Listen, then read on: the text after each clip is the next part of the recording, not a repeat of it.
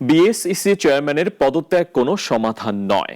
ক্যান্সারে আক্রান্ত পুঁজিবাজারকে ঠিক করতে হলে ব্যাপক সংস্কার প্রয়োজন বলে মনে করে সরকার। তাই পুঁজিবাজারে আস্থা ফেরাতে নেওয়া হয়েছে নানান কর্মপরিকল্পনা।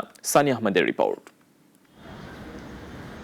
ইতিমধ্যে যত ওষুধই দেওয়া হয়েছে কোনো কাজই হয়নি পুঁজিবাজারে। কারসাজি চক্রের শাস্তি তো হয়নি, উল্টো মানহানি মামলায় ফেসেছেন তদন্ত কমিটি প্রধান। তাই সংস্কারের বিকল্প নেই মনে করেন প্রধান উপদেষ্টার বিশেষ সহকারী ডক্টর আনিসুজ্জামান। ক্যান্সারের রোগী, তাকে এখন কিমোথেরাপি দিতে হবে, এগুলি পেইনফুল প্রসেস। এই পেইনফুল প্রসেসে অনেকে মারাও যেতে পারে, কিন্তু আমি যদি রিয়েলিটিকে অ্যাকসেপ্ট করে স্টেপ না নিই, আপনারা সবাই জানেন, সবাই বলছে এই সরকার সংস্কার না করলে কেউ করবে না। তা আমরা এই সংস্কারের পথে আছি। এখন দাবি উঠতেছে ওকে পদত্যাগ করতে হবে, ওকে পদত্যাগ করে, ওই সরকার কেন স্টপ করছে না? আগে তো স্টপ করা হয়েছিল আর্টিফিশিয়ালি।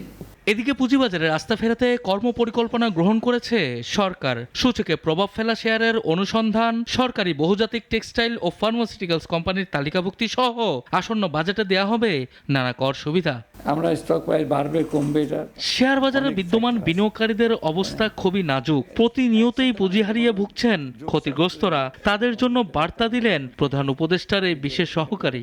আমরা এই আগামী বাজেটে আমরা আশা করছি আমরা কিছু এই ধরনের পজিটিভ এই অ্যানাউন্সমেন্ট দিতে পারবো। আমরা এই কাজগুলি করতেছি আস্থা ক্রিয়েট হওয়ার জন্য।